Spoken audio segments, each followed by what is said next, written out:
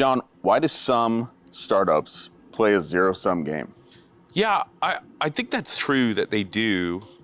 Well, one, let's talk about what a zero-sum game is, right? Essentially, what that means is it's a game, I don't know what to call it a game, but it's a game of, in order for me to win, somebody else has to lose. So there can only be one winner and one loser, right? In order, that has to happen, right? And I think it's wrong, to be honest. I think in startup world, not true at all. In most cases, in startup world, there are gonna be multiple winners. Now, whether they're gonna be the #1 app in that specific thing, we don't know, right? But I think it's a dangerous game to play because you're focused on the wrong thing.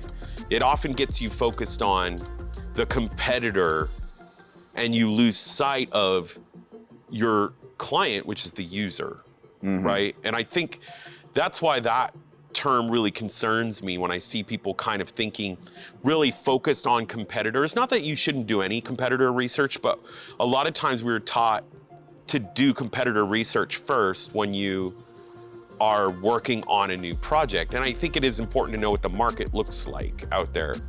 But once you've determined that, I think you need to move on, and start to focus. And what are those things that they should be focusing on? Yeah. New startup, new founder. Yeah. I've got a million things I'm thinking about.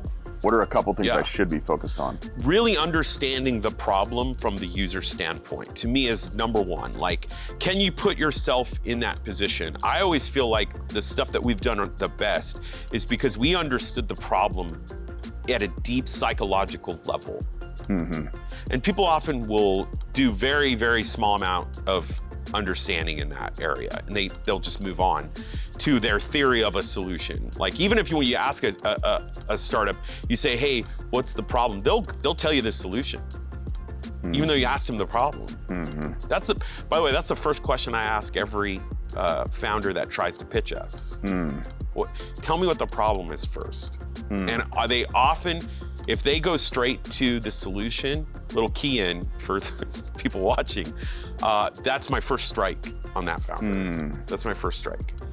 Do you really understand the problem? So that's the number thing. And then your theory on why your solution solves that problem. You may have a solution, but is it the solution? And that's why it's not a zero-sum game, because there might be multiple solutions for multiple users, right? So that might be why there's multiple winners.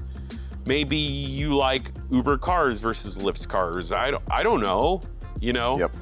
It just depends. So there's not one specific user. We're only generalizing what a user wants, right? So I think with that, in that case, I think you have to play away from that. I don't think you should be thinking, in order for me to win, somebody's got to lose. Yeah.